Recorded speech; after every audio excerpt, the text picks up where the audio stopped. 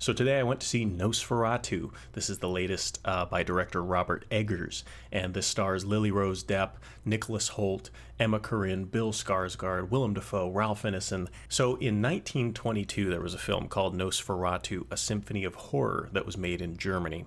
This was a German silent film. It was about an hour and a half long. The 2024 Nosferatu is based on that 1922 film. And the 1922 film, Nosferatu, A Symphony of Horror, is based on Bram Stoker's Dracula. So we have some very classic vampire source material that this 2024 film is based on. The screenplay was written by Robert Eggers, and it was also, as I said, directed by Robert Eggers. And he's known for making some really moody horror movies like The Witch. He also directed The Lighthouse, starring Willem Dafoe and Robert Pattinson. And he directed The Northman, and so he has a knack for directing these kind of moody, dark films. I had never seen the original 1922 Nosferatu, A Symphony of Horror, until yesterday/this morning. I watched part of it last night and part of it this morning, and that was in preparation for seeing this new remake of Nosferatu. And I'm really glad that I did that. It was a really interesting and cool experience watching the 1922 silent film and basically realizing that the 2024 version is a beat-for-beat update of the film. It really does hit most, if not all, of the major story beats that the 1922 film does. And by the way, I'm not saying that it being a beat-for-beat remake or update is bad. I actually really appreciate that it is, because like I said, the 1922 version is a silent film, much different from the films that people normally would go out to see today. Obviously, this film is longer because in a silent film, obviously you don't have dialogue.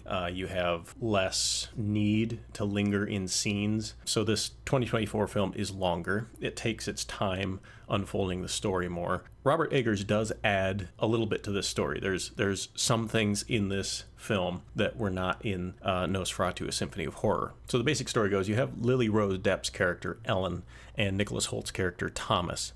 And they're newlyweds. Thomas is trying to become a successful businessman to earn money for his family. He starts working for basically a real estate broker, and his first task is to broker this deal, selling a wealthy count a piece of property in his town. There's much mystery surrounding this count. The count does not live close by. He lives far away in the Carpathian Mountains.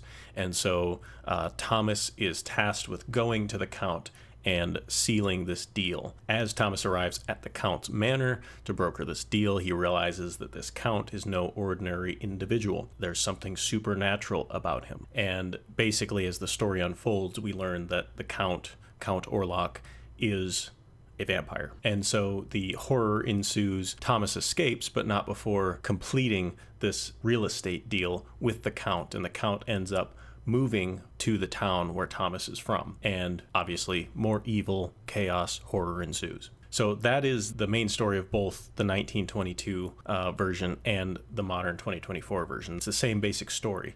Now, where the two films deviate the most is in a section actually that opens Robert Eggers' version. And he adds this idea that Ellen, Lily Rose Depp's character, suffered from melancholy, from depression, and she called out to just random forces that be in the universe for companionship and awoke this vampire. And so that is an added element to Robert Eggers' version that was not in the 1922 version. And I would say this is a good addition because it gives a little reason behind why Count Orlok would be so enthralled with Ellen. Because basically in the 1922 version, the only reason he is fixated on Ellen is because Mr. Hutter shows Count Orlok a picture of his wife, and basically Count Orlok says, "Oh, your wife has a nice neck," implying that, he wants to suck her blood.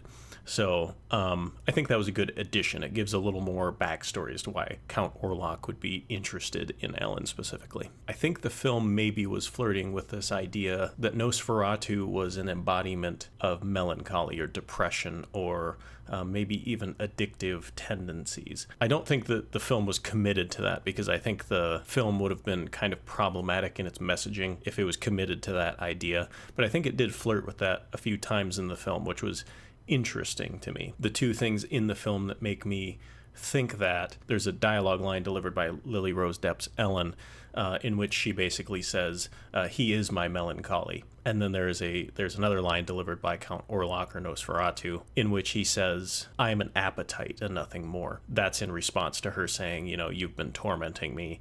I've felt you inside me slithering like a snake. And he says, that's not me. I'm solely an appetite. That's all I am. And so I think the film was playing with maybe some deeper themes than the original 1922 silent film was, and I think that could have been interesting, but like I said, I don't think they committed to those ideas necessarily. I think they were just kind of things that were bouncing around in the head of the director possibly, but I don't think they fully committed to those because like I said, I think the messaging would have been pretty problematic had they stuck with those ideas. So as would be expected, this is a Robert Eggers film, so the tone was definitely darker. It was more violent. It was more sensual. But yeah, all in all, a very good, very competent film. There was maybe a couple moments at the beginning where I wasn't quite believing Lily Rose Depp's character, but as the film went on, it got very, very good. She was very convincing. Willem Dafoe doesn't show up till maybe halfway or more through the movie, but I always love a good Willem Dafoe. Bill Skarsgård is irrecognizable as Bill Skarsgård. I had heard some people talk about that, and I saw it for myself, and it's true. I would not have known that is Bill Skarsgård. Also, I don't know if Bill Skarsgård did the voice acting for Nosferatu. I'm assuming he did.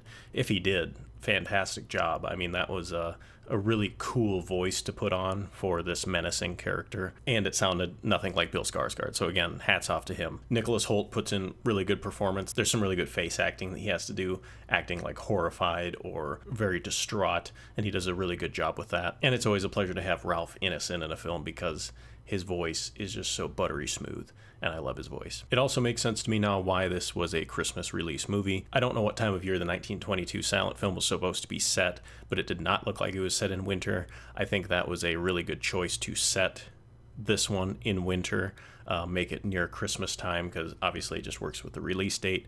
And also, winter can just be kind of a bleak time of year, and so it fits the bleak mood very, very well. Since it was such a faithful retelling of the original film, there was a couple key scenes that I was looking for in this one that I thought were probably kind of iconic scenes from the original. Some of those definitely were here, and then some of them weren't. A couple of the ones that weren't here that I was a little disappointed, but it is what it is, because, at the end of the day, you do want a film to be new and not just complete rehashing of the source material.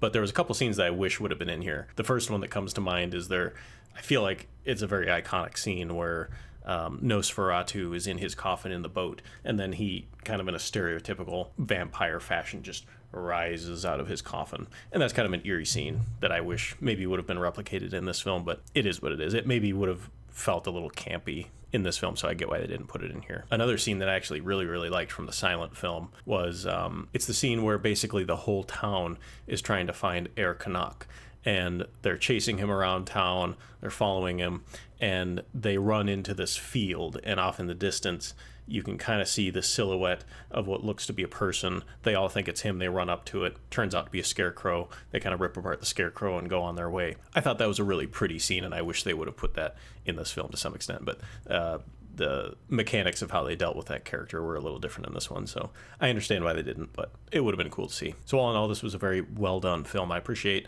how closely they stayed to the source material while also adding some new things into the story, updating it, making it more dramatic, more dark, more sensual, more violent, more graphic. I think it was a really good update to the classic tale of Nosferatu, which is the classic tale of Dracula to some extent. And I do highly recommend, if you have never seen the 1922 Nosferatu, A Symphony of Horror, I really enjoyed the experience of watching that basically right before I watched this 2024 version of Nosferatu. That was a really interesting experience because you can basically follow right along in all of the major story beats of this film, and you can understand the bone structure of where this film is going, where it's coming from. And I just really appreciated that because it just made the experience kind of even that much more enjoyable, I think. So if you have the opportunity to do that, I would recommend doing that. I believe the 1922 version is in public domain, I would assume, because you can watch it for free in black and white on YouTube. There's also a colorized version. If you have Amazon Prime Video, there's a colorized version that you can watch on Prime Video for free. I would say I would give this film an 18 out of 24. Very good, very pleased. It was a great time watching it in theaters, and just my kind of vibe, to be honest. I really enjoyed it, so I highly recommend it. Have a good one.